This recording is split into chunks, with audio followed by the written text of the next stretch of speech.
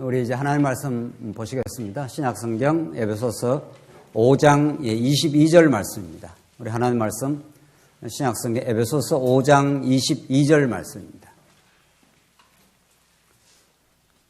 네, 차이신 줄 알고 봉독 드리겠습니다. 신약성경 에베소서 5장 22절입니다. 아내들이여 자기 남편에게 복종하기를 주께 하듯 하라. 이는 남편이 아내의 머리됨이 그리스도께서 교회의 머리됨과 같음이니 그가 바로 몸의 구주시니라. 그러므로 교회가 그리스도에게 하듯 아내들도 남편에게 범사에 자기 남편에게 복종할지니라. 남편들아 아내 사랑하기를 그리스도께서 교회를 사랑하시고 그 교회를 위하여 자신을 주심같이 하라. 이는 곧 물로 씻어 말씀으로 깨끗하게 하사 거룩하게 하시고 자기 앞에 영광스러운 교회로 세우사 티나 주름 잡힌 것이나 이런 것들이 없이 거룩하고 흠이 없게 하려 하심이라. 이와 같이 남편들도 자기 아내 사랑하기를 자기 자신과 같이 할지니 자기 아내를 사랑하는 것은 자기를 사랑하는 것이라. 28절까지 우선 봉독드렸습니다. 우리는 지금 에베소서에 계신 데는 영광스러운 교회를 설립하고 그 교회를 통해서 하나님의 은혜의 영광을 드러내신다고 하는 성경 전부가 교회에 대한 진리이긴 합니다만, 복음을 통한 교회에 대한 진리이긴 합니다만은 에베소서는 보다 좀 압축적으로 교회에 대해서 포괄적으로 아주 총체적으로 그렇게 드러내고 있는 진리라는 것을 우리가 확인해 왔습니다.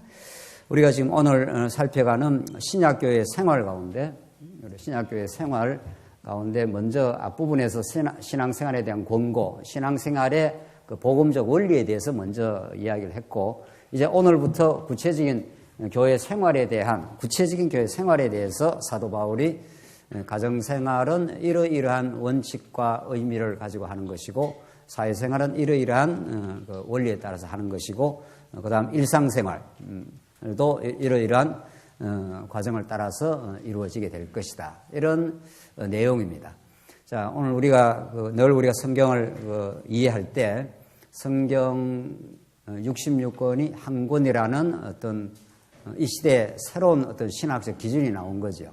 우리 종교 개혁자들이 성경 전부가 하나님의 계시의 말씀이고 오직 성경으로 돌아간다. 또 토타 스크립추라 해서 성경 전체가 굉장히 중요하다. 성경이 어떤 부분적으로 하나님이 계시하신 게 아니라 성경 전체 성에 대해서 우리 종교개혁자들이 강조는 해오긴 했습니다만은 창세기부터 계시록까지 그걸 언약과 성취에 아주 차근차근 그 하나님이 언약을 이루시는 여호와 하나님, 그 언약의 실체로 오실 예수 그리스도, 또 다시 예수님 부활 승천하시고 약속대로 성령이 오시고 이런 아주 그 질서정연한 차근차근한 진리의 메시지를 종교 개혁자들은 이제 충분히 밝혀내지를 못했다.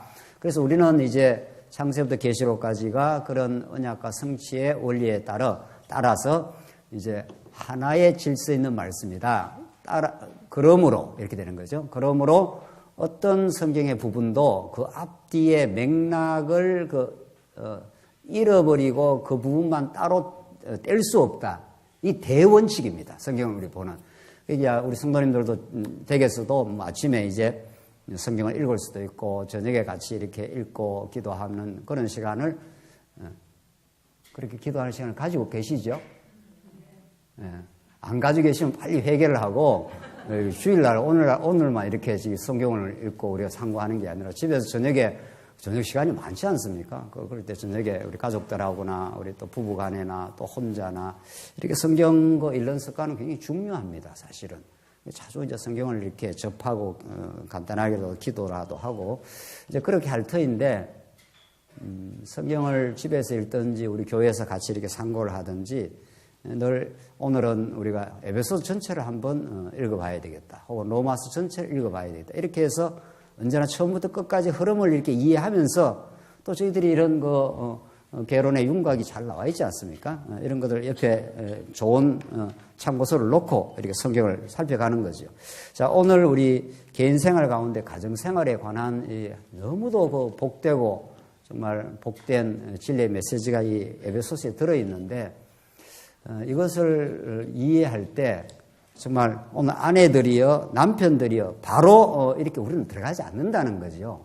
에베소서가 지금까지 어떻게 그 위대하고 놀라운 복음의 메시지를 설명을 해왔지 않습니까? 교회 설립, 교회 성장, 교회 생활. 우리는 지금 이쯤에서 지금 이 말씀을 상고하고 있습니다. 그러니까 이게 설립이 만세전에 하나님이 예정을 하셨다. 그리고 하나님 택한 백성을 위해서 예수 그리스도가 하나님의 아들로 오셔서 구속의 죽음을 대신 치렀다. 뭐 이런 이야기들이 어마어마한 이야기들이 지금 앞에 쏟아져 나오지 않습니까? 여기에 대해서 우리가 확인하고 정말 놀라운 그 하나님의 그 은혜를 경험하고 깨닫고 그 다음에 그런 진리의 토대 위에서 우리가 복음 안에 성장을 시켜가는 거 아닙니까? 이 성장도 간단치는 않죠. 성장의 앞부분에 그 임직이 나오고 사도들의 그러니까 하나님께서 사도 바울을 사도로 불러가지고 바울에게 그 시대 진리의 말씀을 깨닫게 했습니다. 너희들이 이 편지를 읽으면 내가 하늘의 비밀의 계시를 깨달은 걸 알게 될 것이라. 이렇게 해서 바울이 여기서 말하지 않습니까? 그러니까 계시의 진리의 토대 위에 성장을 하고 교회 조직 생활을 통해서 성장을 한다. 이런 그 성장의 원칙이 있는 거죠. 성경이 가르치는. 그러니까 이런 말씀들을 앞에서 다 이렇게 우리가 잘 이해를 하고 그 터 위에 하나님이 이렇게 성장을 시켜간다. 이렇게 해야 이 생활에 대한 권면 혹은 생활에 대한 권고가 부담으로 다가오지 않습니다. 좋은 부담이죠. 말하자면은 정말 무거운 부담으로 다가오는 게 아니라 요한 1, 2, 3세에 나오는 하나님의 그 계명은 무거운 것이 아니니라 이렇게 그 사도 요한이 그렇게 말씀하는 것처럼 우리한테 무거운 복음을 줘가지고 우리가 그게 율법에 억눌려서 그렇게 살아가라 하는 게 아니라는 겁니다. 하나님이 은혜의 영광을 찬미하게 하려고 만세전 우리의 행위하고 상관없이 그냥 선택하시고 우리가 허물과 죄로 죽었던 인생이지만 우리를 구속해내시고 성령이 오셔서 여러분과 저를 인치시고 이렇게 된 거죠.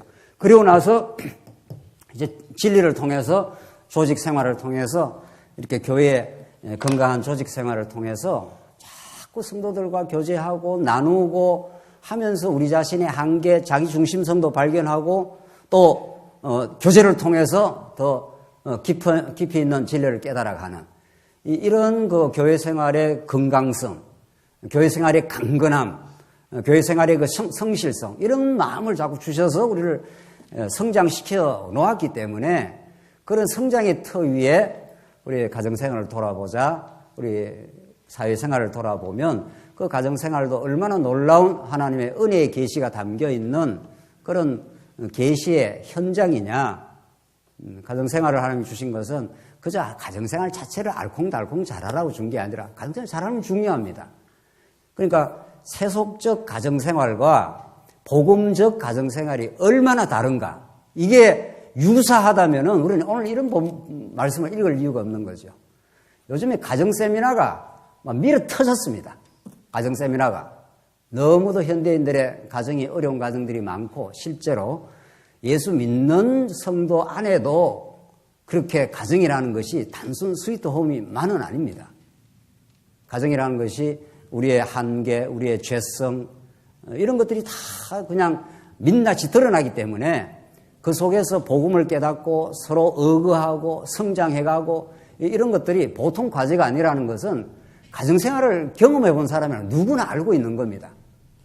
그래서 그냥 일반적인 무슨 가정세미나나 무슨 가정 회복 사역이라든가 그런 차원을 지금 성경이 말하는 게 아니고 가정도 어려움이 겪을 수도 있는 거고 정말 새롭게 복음 안에서 회복되어 가기도 하고 그런 모든 것들이 있는데 그 속에 복음이 얼마나 위대한가 얼마나 교회의 근본적인 원리가 가정을 통해서 반영이 되고 가정을 통해서 우리가 배워가고 있다는 거 그런 소망의 메시지가 오늘 이 본문에 잘 그 원칙과 방향에 대해서 잘 나타나 있습니다.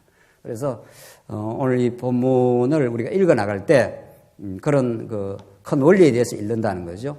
우리 지난 시간 그 마지막 21절을 기억나십니까? 우리 오늘 22절부터인데 구체적인 이제 생활인데 21절에 20절에 한번 보십시다.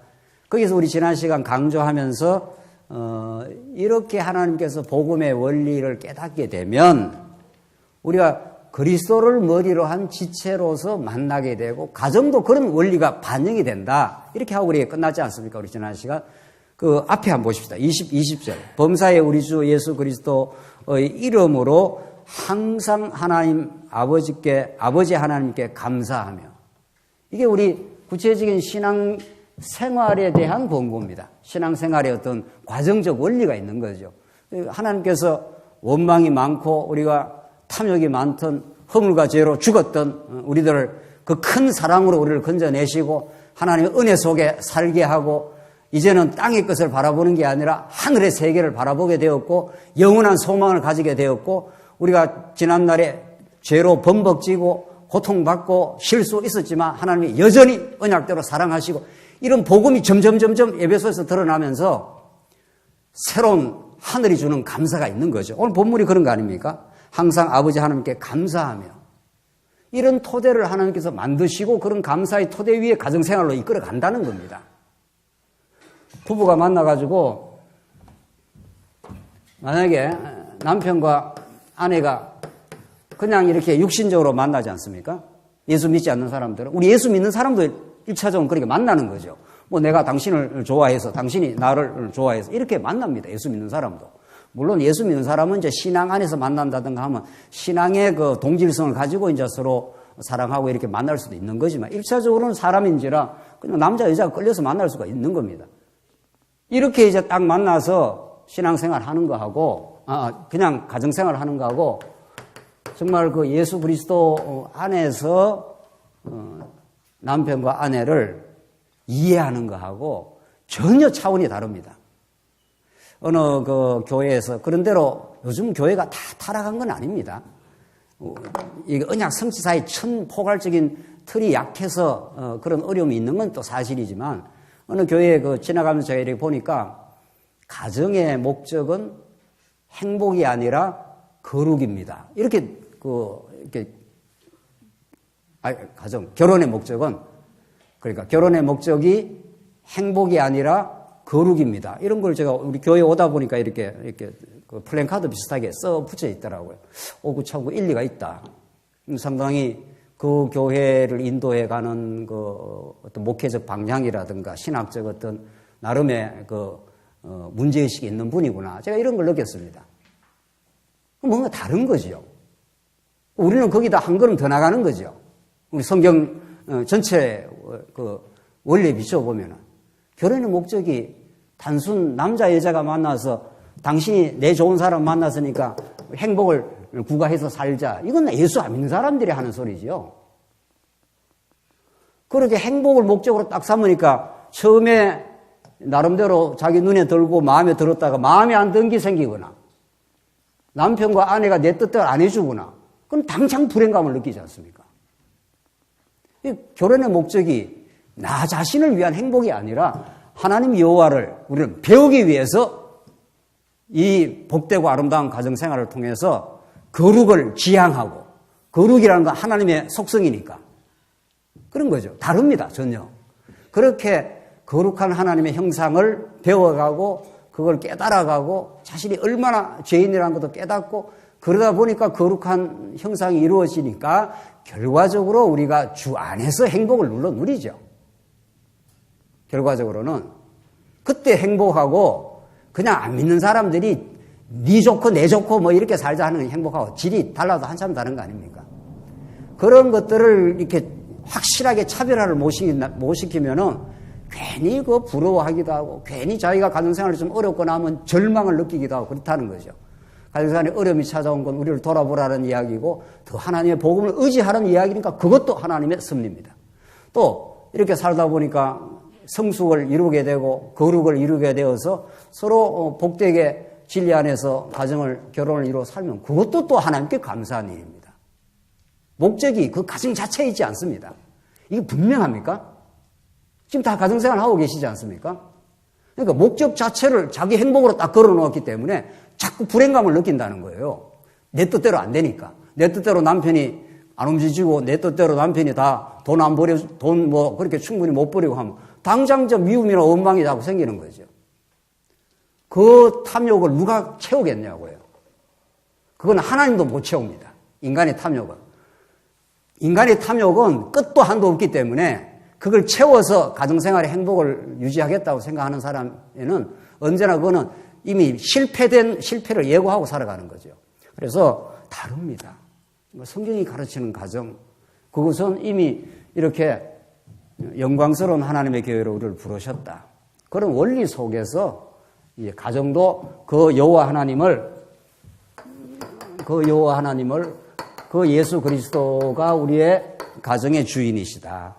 그분을 깨달아가기 위해서 그리스도가 우리의 남편이고 우리가 다 신부라는 그런 복음의 원리를 깨닫기 위해서 하나님께서 가정을 허락했을 뿐이다. 그 가정을 통해서 그리스도를 더 의지하고 배워가는 것. 이렇게 우리가 이해할 때 진정한 과정의 그 회복이 이루어지는 거죠. 진정한 결혼의 목적도 분명해지는 거고. 그래서 절망하거나 좌절할 이유가 없다는 거예요. 어떤 과거에 우리가 좀 실패를 했거나 좀 어려움을 겪었다 하더라도 그것이 더 우리가 새롭게 하나님을 배워가는 그런 교육의 혹은 성장의 한 단계였을 뿐입니다. 그리고 천국 가는 거 아닙니까, 우리가? 이 땅의 가정이 영원합니까? 천국 가면 안 만납니다. 걱정하지 마십시오. 어떤 분이 천국 가서 만날까봐 걱정하더라고요. 천국 가서 안 만납니다. 천국 가서 그리스도 안에서 다 우리가 한 지체로 한 덩어리로 만나지, 여기서 남편 아내 만난 대로 천국 가서 안 만납니다. 만나면 큰일 납니다. 자칫하면. 그러니까 걱정할 것도 없는 거고, 다 이 땅에 하나님 배우고 하나님 깨달아가는 그런 역할과 계시적 역할로서 하나님께 주셨다. 이렇게 우리가 받아들이게 되면은 얼마나 우리가 마음의 자유함이 있고 또 우리 가정을 건전하게 올바른 방향으로 이제 해 나갈 수도 있는 거죠. 자, 그래서 한번 보십시다. 그래서 지금 22절로 우선 24절은 아내는 죽게 하듯 남편에게 복종할 것을 권고합니다. 22절 보십시다. 아내들이여 자기 남편에게 복종하기를 죽게 하듯 하라. 이는 남편이 아내의 머리됨이 그리스도께서 교회의 머리됨과 같음이니 그가 바로 몸의 구주시니라. 그러므로 교회가 그리스도에게 하듯 아내들도 범사에 자기 남편에게 복종하라. 이미 우리가 서두에서 말씀 나눈 대로 그냥 아내가 남편 복종하라 이런 말이 아니지 않습니까? 그 뒤에 바로 이는 왜 그렇게 해야 되는 이유는 23절에 이는 했지 않습니까? 남편이 아내의 머리됨이 그리스도께서 교회의 머리됨과 같음이니 그리스도와 교회의 그 복음적 원리를 우리로 하여금 이제 이 머리로만 깨닫고 천국 오라는 게 아니라 몸으로 이제 우리가 깨달아야 그게 자기에게 남지 않습니까? 아이들한테 암만 말로 해도 못 깨닫습니다. 우리도 지금 성경 신학을 얼마나 많이 들었습니까? 이렇게 들은 만큼 다 자기 신앙이 되는 게 아닙니다. 들은 것이 자기화되려면은 고난을 경험한다든가 실제 경험해서 한번 무너져 본다든가 내가 얼마나 죄인인가를 뼈저리게 한번 경험해 본다든가 그러면서 은혜를 배우게 되겠습니다. 그래서 70, 80년이 필요한 겁니다. 우리 지난 주간에 로고스 신학원 개강했지 않습니까? 그래서 첫 로고스 신학원 개강이어서 개강 특강을 했습니다. 성경 신학 그리고 하나님의 영광 이런 주제로 2시간 동안 특강을 하면서 우리 신앙을 하나님께서 성숙을 시켜 나가는데 지금 하나님께서 여러분과 저를 이렇게 성숙시켜 가는 중입니다. 하나님이 우리를 이 땅에 두신 목적이 그렇습니다. 궁극적인 목적은 하나님의 영광을 노래하는 건데 그 은혜를 깨달아서 우리한테 직접적인 목적이잖아요. 왜 우리를 이 땅에 두셨느냐는 거예요. 왜 가정생활을 하게 하느냐는 거예요. 그것은 신앙의 성숙을 위해서입니다.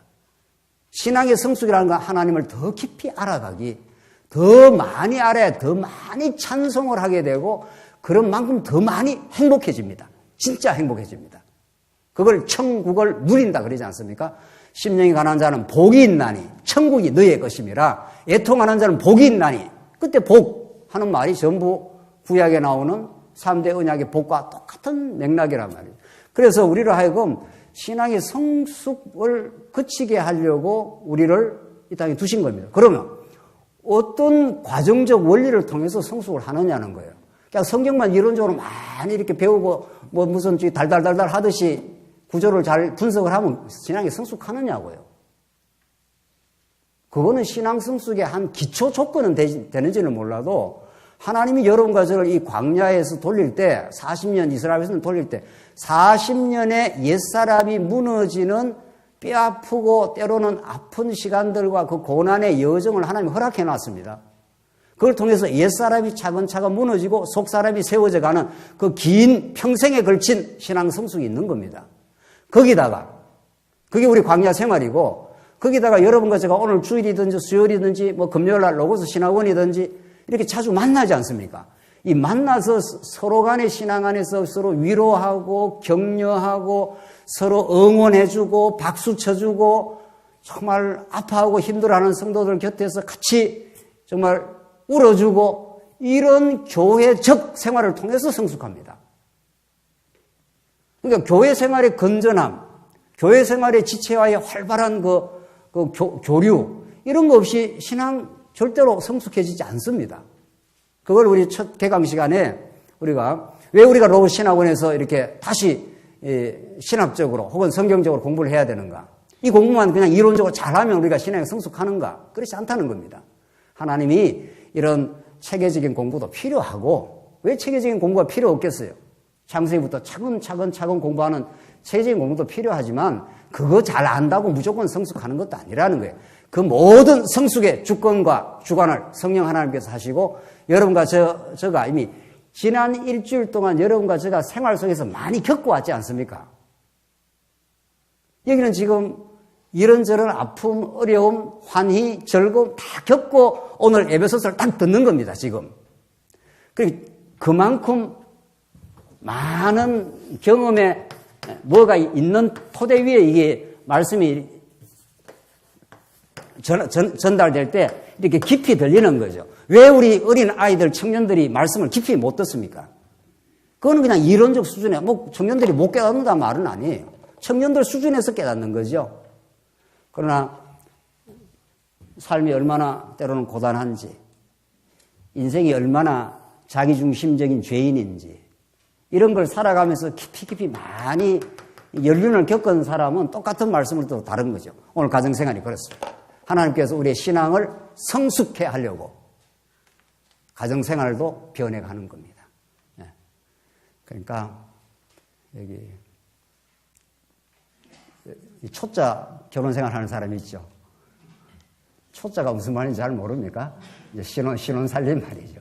여기 주변에 있을 수 있는데 그때가 알콩달콩하게 결혼생활에 최고의 행복을 누리는 거지만 그런 걸 초짜라 그럽니다.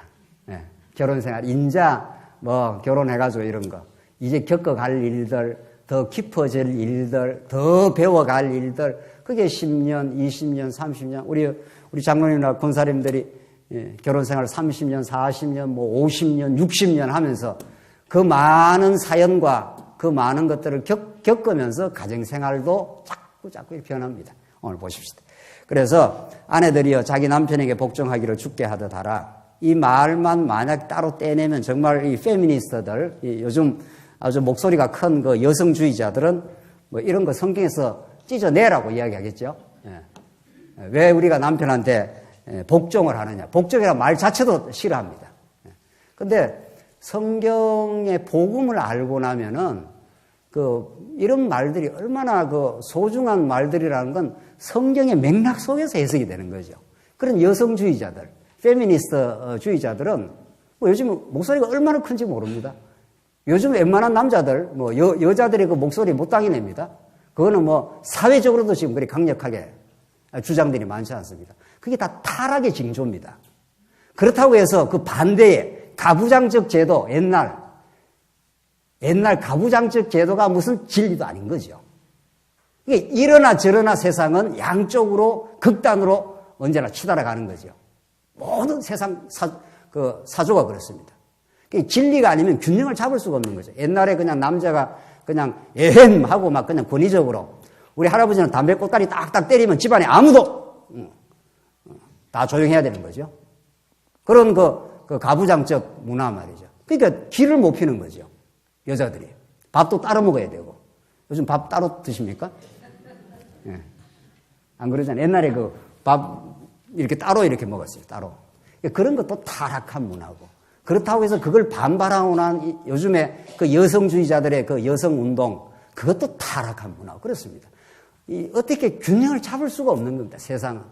이래도 타락의 징조, 저래도 타락의 징조. 오늘 본문은 머리 대신 그리스도를 대전제로 이렇게 그죠. 그러니까 하나님은 남편에게 그리스도의 형상, 그리스도의 모형을 그렇게 맡겨놓은 것 뿐입니다. 그리고 아내는 그리스도를 따르는 교회의 모형을 맡겨놓은 것 뿐입니다. 그 역할로서 그렇게 했다는 거지, 뭐 남자가 대단한 무슨 권위가 있어가지고 그렇게 하라는 건 아니란 말이죠. 이 원리를 알게 되면 아내는 그리스도 앞에서 자기 자리매김을 할 뿐인 거죠. 남편도 그리스도 앞에서 자기 자리매김을 하여 서로 사랑하게 되는 거죠. 왜냐하면 21절 보십시오. 그리스도를 경외함으로 피차 복종하라는 이 대원칙이 앞에 나와 있지 않습니까? 누가 누구를 지배하는 게 아니라 그리스도를 경외함으로 이미 가정생활을 어떻게 그 원칙을 잡아가야 된다는 것을 그리스도를 보내신 하나님이 계시니까 하나님이 그리스도를 통해서 하나님이 어떤 여호와, 하나님은 어떤 분인가를 깨닫고 이 땅을 살다 오라. 이렇게 우리를 이 계시 학교에다 던져놓은 겁니다. 하나님의 영광의 계시가 있는 것. 그것이 가정이고 그것이 직장이고 그것이 오늘 교회 생활이고 다 그렇다는 겁니다. 어떤 것도 그 자체가 목적적이지 않습니다. 그 자체가 목적적이면 그 목적이 영원해야 됩니다. 우리의 가정이 영원해야 될 거 아닙니까? 그게 목적이면. 근데 뭐 가정이 다 살다가 다 때가 되면은 다 자식 놓고 뭐 하다가 천국 가고 하는 거 아닙니까? 우리 문장로님 뭐 지난 주간에 우리 권사님이 다 정말 한평생을 그렇게 서로 의지하고 교회를 봉사하고 이렇게 살아왔지만 누군가가 먼저 가고 하는 거 아닙니까? 그걸 누가 맡겠냐고요. 그 영원하지 않습니다. 하나님 잘 배우고 오라고. 그래서 23절에 이는 남편이 아내의 머리됨이 그리스도께서 교회의 머리됨과 같음이니. 이렇게 성경이 말하고 있지 않습니까? 그걸 배우고 오라. 이래서 남편 역할, 아내 역할을 주셨고 이미 창세기에서 이게 잘 나와 있지 않습니까? 하나님은 아담을 지었는데 아담에게서 아담의 갈비뼈를 뽑아내가지고 하와를 만드니 한 몸에서 빠져나와서 만들었으니까 이는 내 뼈 중에 뼈요. 뭐라 그랬습니까? 살 중에 살이라. 내 몸이다 이 말입니다. 아내라는 게 원리가. 그래서 한 몸을 이루는 거 아닙니까? 합방을 하는 거 아니에요. 결혼하면은. 그걸 한번 경험을 하고 오라. 하하, 이런 것이 천국이구나. 천국 경험을 한번 가정생활을 하고 오라는 그런 뜻입니다. 그래서 그가 바로 몸의 구주신이라. 그래서 그 아내의 기본 자세는 교회가 머리 대신 그리스도가 이 교회를 통치하고 지배하는 거니까. 이때 지배라는 것이 뭐 힘으로 지배하는 게 아니라 사랑의 통치를 하는 거니까 아내 입장은 남편을 복종하는 태도. 이게 사실은 남편을 그 복종이라는 게 비굴한 복종이 아니기 때문에 그리스도를 경외하는 마음으로 복종할 때 그때 가장 여성성이 살아난다고 합니다. 지금 오늘날의 그 여성주의자들, 타락된 여성주의자들은 이게 남자인지 여자인지 알 길이 없는 거죠. 이게 남자는 남성성이 적극적으로 사랑을 할 때 남성성이 살아나고 여성성은 여성이 남편에게 그리스도를 중심으로 해서 순종하는 마음, 잘 따라가주는 마음, 이럴 때 그 여성성이 살아난다고 합니다. 그게 지금 여러 학자들이 지금 밝혀낸 바입니다. 그 일반 학자들이. 그게 우리가 추구할 목적이라는 겁니다. 방향성이 그렇게 되어 있습니다. 그래서 여자가 꼭 하급 위치에 있다든가 여자가 오히려 낮은 위치에 있다든가 전혀 성경은 그렇지 않다는 겁니다. 동일한 하나님의 백성이요 동일한 하나님의 자녀이지만 역할과 기능을 그렇게 주었을 뿐이고 그리고 하나님이 여성으로 지어놨을 때는 그런 순종의 경험을 통해서 가장 여성다워진다는 겁니다. 그게 알고 보면. 그래서 24절 그러므로 교회가 그리스도에게 하듯 아내들도 범사에 자기 남편에게 복종할지니라. 범사의 남편을 존중한다는 거죠. 그렇게 될 때 사실은 가장 본인도 가장 자기 충실한 여성성이 살아나게 되고 그 상대방도 가장 관계가 아름다워진다는 거죠. 그래서 우리 아내들이 남편 말로 자꾸 이렇게 저렇게 한다고 해서 남편 잘 안 바뀝니다. 저도 남자지만 말 잘 안 바뀝니다. 말로 한다고. 뭔지 모르게 아내가 이렇게 순종적 삶의 태도, 특별히 그리스도 안에서 그리스도를 잘 사랑하고 그리스도 앞에서 살아가는 교회 생활 뭐 그런 거 아닙니까? 그리스도 앞에서 정말 하나님의 뜻으로 범사를 받아들이고 범사에 감사하는 마음을 가지고 이렇게 살아가게 될 때 가장 그게 강력한 영향력이 있는 거죠. 우리는 옆에 있는 지체들, 옆에 있는 가정의 식구들한테 좋은 영향을 주려고 하는 거 아닙니까? 남편이 좋은 신앙생활과 가정생활을 하도록 바라고 아내가 좋은 신앙생활과 교회생활을 하도록 바란다면은 본인이 그런 성경이 가르치는 그 원리에 입각해서 그렇게 살아갈 때 가장 좋은 영향을 미친다는 겁니다. 오늘 성경이 가르치는 이대로 한다면은. 근데 이게 그리 간단하지 않는 거죠. 이게 우리가 지금 성경을 이렇게 말하니까 그렇지 이미 에베소서 2장에서 이 설립이 있고 1장에서 설립의 기초가 나오고 설립의 실제가 나왔을 때 허물과 죄로 죽었던 인생을 하나님 예수 그리스도 살리시고 이렇게 교회 이 뒤에 신앙생활을 실제로 하는 사람들이 어떤 사람인가 말이죠. 만세전에 하나님의 작정된 예정된 하나님의 거룩한 백성이다. 그런데 아담이 타락해가지고 허물과 죄로 죽었던 인생이다. 그 타락의 속성을 가지고 우리가 가정에서 만납니다. 그걸 우리가 그러니까 균형되게 다 이해를 해야 되는 거죠. 하나님의 예정된 영광스러운 자녀이기도 하지만 우리 이미 아담 타락 이후 모든 인류가 타락 가운데 빠졌습니다. 그래서 너나 할 것 없이 자기 중심입니다. 그런 사람들이 가정생활을 하는 겁니다. 또 이 남편과 아내가 왜 우리를 가정생활을 두셨는가 하고 서두에 말했지만 신앙의 성숙을 자꾸 하나님께서 이렇게 또 성숙시키려고 한다는 거죠. 그리스도를 닮아서. 그런데 우리가 처음 만났을 때 말이죠. 20대 만나든 30대 만나든 40대 만나든 하여튼 만날 때 우리가 죄인으로 만난다는 겁니다. 하나님의 백성이지만 우리의 본성이 죄악된 존재입니다. 그래서 가정 안에서도 사실은 긴장이 많은 겁니다. 특히 오늘날 현대 가정 안에서도. 다 죄인들이 만나니까 다 자기 중심으로 맞춰달라는 거 아닙니까? 쉽게 말하면. 남편 아내를 맞춰달라고 아내는 남편을 자기 중심으로 끌려고 하는 거니까. 그러니까 거기에 갈등도 있는 거고 충돌도 있는 거고. 그러면서 정말 이게 인간이 이런 존재구나. 이렇게 하면서 우리가 지혜를 터득하고 복음을 더 의지하고 이러면서 복음 안에서 성숙의 길을 서로서로 가고 있는 중입니다. 공사가 끝나지 않았습니다. 언제 공사가 끝납니까? 천국 가야 끝납니다.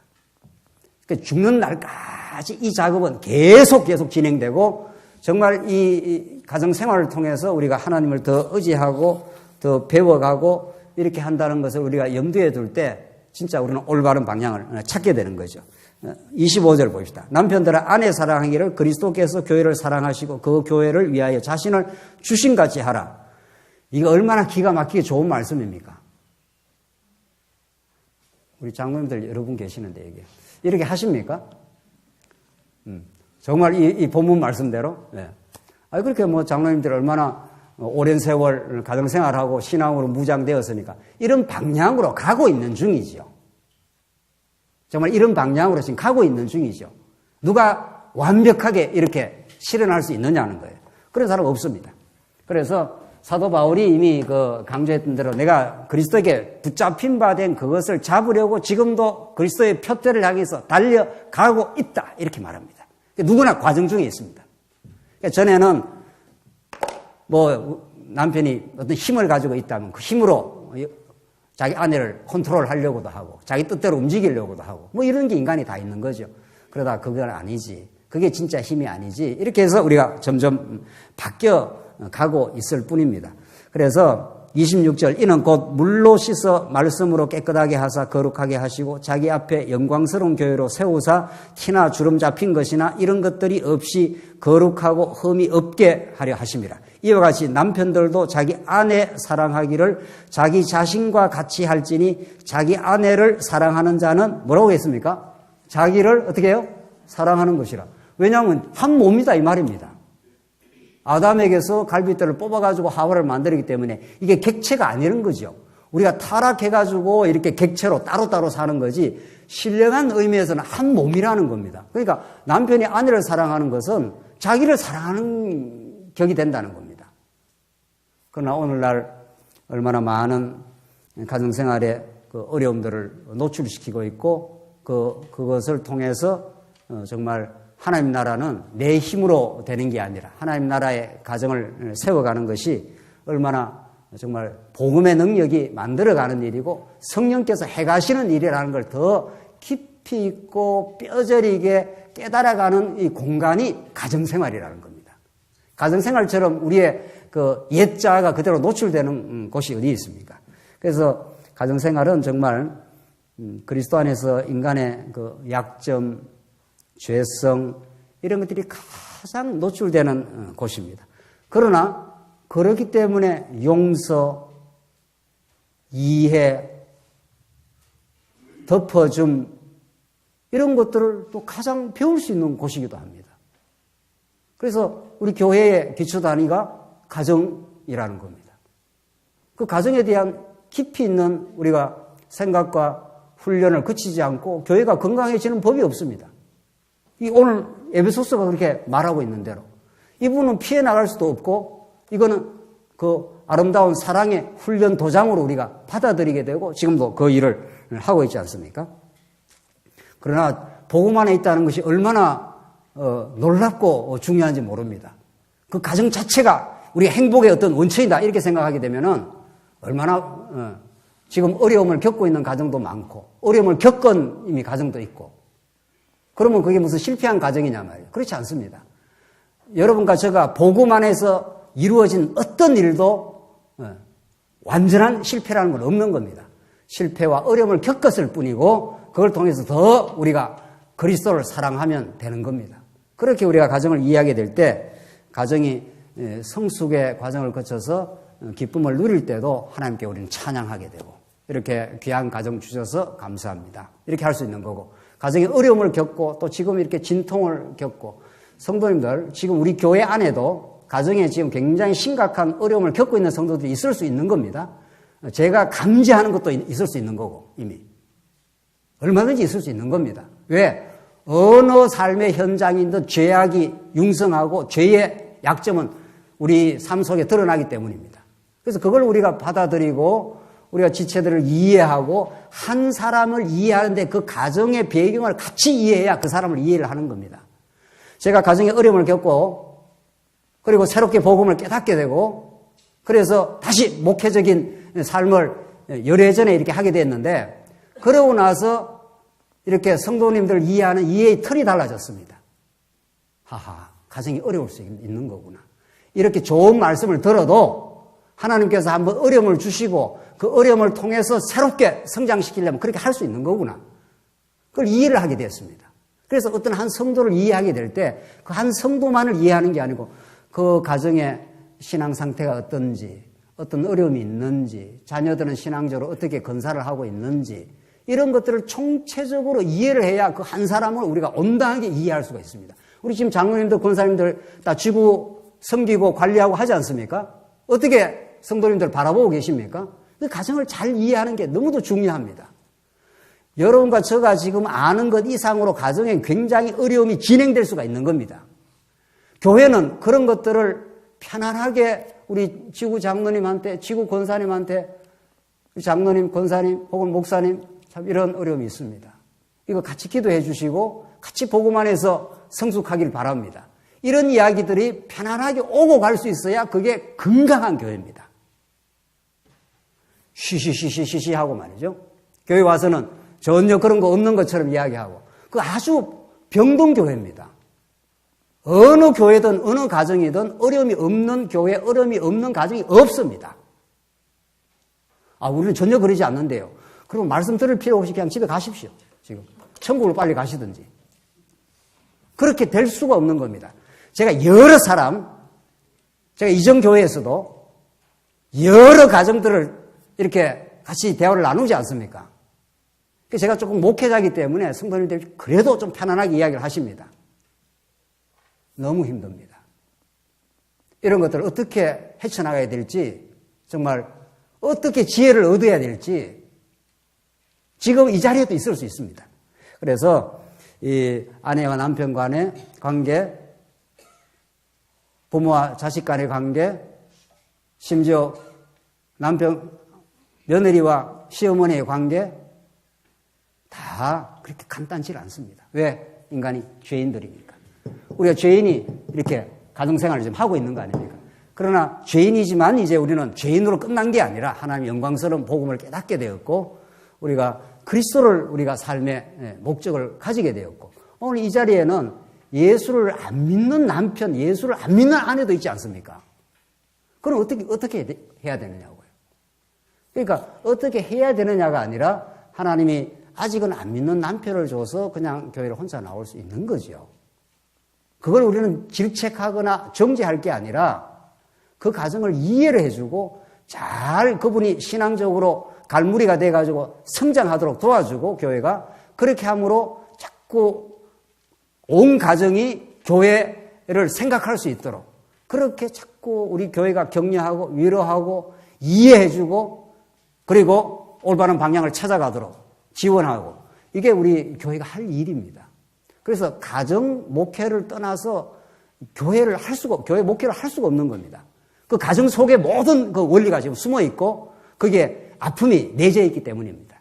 오늘 이 본문의 말씀을 그렇게 이해를 하셔야 됩니다. 오늘 이 본문은 그냥 피상적으로 그저 남편이 아내 자기 몸처럼 사랑하고 아내는 그 남편을 순종하고 이렇게 살아가는 겁니다. 이렇게 몇 마디로 던진다고 우리 문제가 풀려나는 것도 아닙니다. 더 깊이 이해해주고 우리 가정들을 그렇게 할 때 우리의 자녀 세대들도 건강한 가정으로 가기를 우리가 바라지 않습니까? 이 현대에 와서 이 가정에 겪는 시련과 어려움들은 이루 말할 수가 없습니다. 그래서 29절 누구든지 언제나 자기 육체를 미워하지 않고 오직 양육하여 보호하기를 그리스도께서 교회에게 함과 같이 하나니 우리는 그 몸에 지체라. 그러므로 사람이 부모를 떠나 그의 아내와 합하여 그 둘이 한 육체가 될지니 이게 이제 창세기의 아담 사건을 사도 바울이 꼭 집어내가지고 이 남편과 아내를 만나게 한 그 목적이 이미 창세기 에덴 동산의 가정교회로부터 시작이 되었다. 거기에 이미 복음의 원형이 들어있다. 그리스도 안에서 우리 교회가 모든 신부가 되고 그분의 사랑을 깨닫고 그분에게 순종하는 것. 우리 로고스 신학원에서도 지난 금요일 날 그 말씀 나눔 중에 그 중요한 한 대목이 그 베드로 사도가 진리를 우리가 알게 될 때 진리 앞에 순종하게 되고 우리 영혼이 깨끗하게 되고 그러므로 거짓 없이 형제를 사랑하게 된다. 이런 그야말로 이건 문자 그대로 주옥 같은 말씀입니다.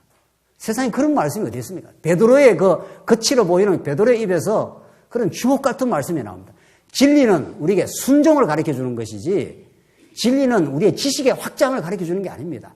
우리가 여러분과 제가 진리를 많이 이제 터득하고 깨달아가고 정말 온몸으로 진리를 내면화하기 시작한다면은 성령께서 불순종하던 우리들에게 찾아오셔서 그리스도의 왕권과 그의 통치에 순종하게 합니다.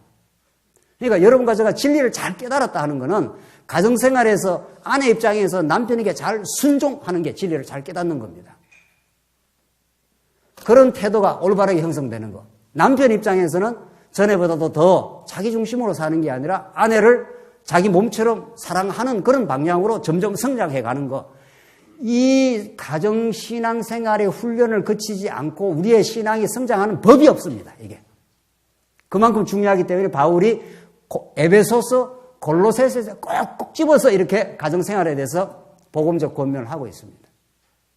그래서 정말 우리가 진리를 깨달아 간다는 건 이렇게 이론적 지식을 많이 이렇게 확장해가지고 남들 가르치기나 하고 우월감이나 증명하려는 게 아니라 그리스도 안에서 순종의 삶입니다.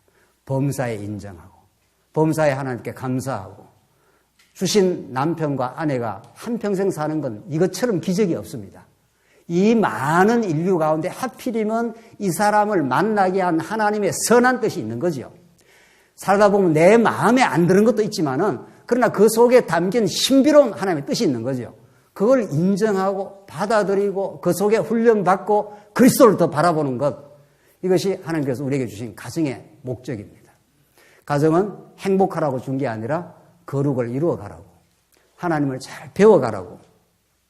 그래서 32절, 이 비밀이 크도다. 나는 그리스도와 교회에 대해서 말하노라. 그러나 너희도 각각 자기 아내 사랑하기를 자신같이 하고 아내도 자기 남편을 존경하라. 사랑과 존경, 이것이 우리가 궁극적으로 지향하는 목표입니다. 정말 남편은 아내를 자기 몸처럼 점점 사랑하고 아끼고 그렇게 전진하게 되고, 아내는 남편을 존중하게 될 때, 존경하게 될 때, 이건 최고의 아름다운 복된 하나님 나라가 되는 거죠. 그 목표를 향해서 지금도 한 걸음 한 걸음 가고 있고, 오늘 오랜 세월 가정생활에서 배우고 깨달아가고 이렇게 성숙을 많이 한 우리 가정들이 있다면은, 우리 초짜 정말 결혼해서 얼마 안 되고 지금 이제 어려움을 겪고 이런 가정들을 정말 복되게 지도해 줄 우리가 신앙적 사명이 있는 겁니다. 우리가 성경 신학을 이렇게 이론적으로 잘 깨달았다면 정말 가정이 전보다 더 건강해지고 가정의 아픔을 더 잘 이해를 하고, 그리하여 우리 스스로가 정말 복된 가정으로 성숙해 가기를, 우리 온 교회가 그렇게 되면 이거야말로 진짜 교회의 성숙이 되는 겁니다. 그걸 배제하고 교회 성숙을 이해할 수가 없다는 거죠, 성경은. 그래서 오늘 우리 이 말씀을 정말 이론적으로, 이거 뭐 다 아는 말씀이지 에베소서를 한두 번 들었습니까, 우리가? 이거 남편과 아내의 말씀에 대해서 한두 번 들었냐고요? 이걸 이론적으로 듣는 게 중요한 게 아니라 정말 우리 자신의 말씀으로 받아들이고 우리가 조금이라도 더 성숙한 신앙적 가정을 이루어가고 있다면은 그렇지 못한 가정들도 많습니다. 아직도 젊은 가정들, 아직도 여러 가지 어려움을 겪는 가정들, 우리가 깊이 돌아보고 그런 것들을 살피고 지원하고 응원하는 것이 우리 지구 활동입니다. 우리 장로님들, 권사님들 꼭 이 말씀을 정말 그렇게 이해하시고, 그렇게 하면은 가정이 조금이라도 회복되면은 우리는 얼마나 마음에 새로운 소망을 얻는지 모릅니다. 그렇게 복된 우리 교회 안에 가정의 진정한 성숙과 회복이 있길 바랍니다. 기도하십시다. 자비하신 하나님 아버지, 은혜를 감사합니다. 오늘 에베소서에서 가르쳐주는 신앙적 가정의 목표와 그 원리와 우리의 연약함을 우리가 잘 확인했습니다. 우리의 가정이 더욱 복음적이길 바라고 신앙적이길 바랍니다. 우리 교회 하나님께서 불러주신 귀한 가정들 속에 만약 어려움이 있거들랑 그 어려움들이 서로 위로되고 나누어져서 정말 진정한 하나님 나라가 이루어지는 우리 교회의 가정들 되게 하시옵소서. 예수님 이름으로 기도합니다. 아멘.